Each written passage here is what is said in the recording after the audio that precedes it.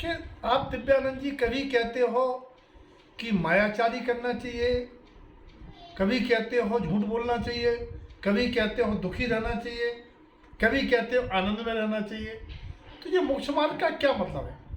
देखो भाई, मोक्ष मार्ग में दुखी रहना चाहिए, मोक्ष मार्ग में आनंद मानना चाहिए और आनंद नहीं मानना चाहिए, मायाचारी करना चाहिए, झूठ बोलना चाहिए, सब करना चाहिए। इसका नाम मोक्ष मार्ग है। बोले कैसे? कि देखो भाई, अगर कोई अपने चीज की हानि हो रही है और झूठ बोले से बचती है तो झूठ बोलना चाहिए। अपने धर्म की हानि हो रही है, पुण्य की हानि हो रही है, अपने को कोई अब्र में फंसा रहा है तो सेठ सुदर्शन की तरह नपुंसक होने का झूठ बोलना चाहिए और मायाचारी करना चाहिए। अपनी ज्ञान माया शांति प्राप्त होने के लिए मायाचारी करना चाहिए।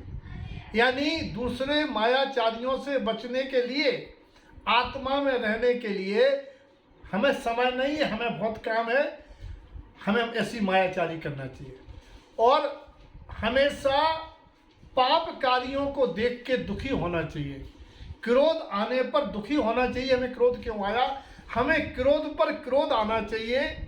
और अहंकार पर दुखी होना चाहिए कि अहंकार आया, हमें स्वाभिमान पर खुश होना चाहिए, बहुमान पर खुश होना चाहिए। तो संसारी जीवों से अलग रास्ता है मोक्ष का। इसलिए कहा गया था कि भैया अपन को बच के निकलना है, तो वो आत्मा की रक्षा के लिए बच के निकलना वह मायाचारी नहीं है। माया के लिए, धन के लिए जो आचरण है वो मायाचारी है। ज्ञान लक्ष्मी, मोक्ष लक्ष्मी रूपी माया, शांत समता सहजता, पाप से बचने के लिए मायाचारी अच्छा कार्य है।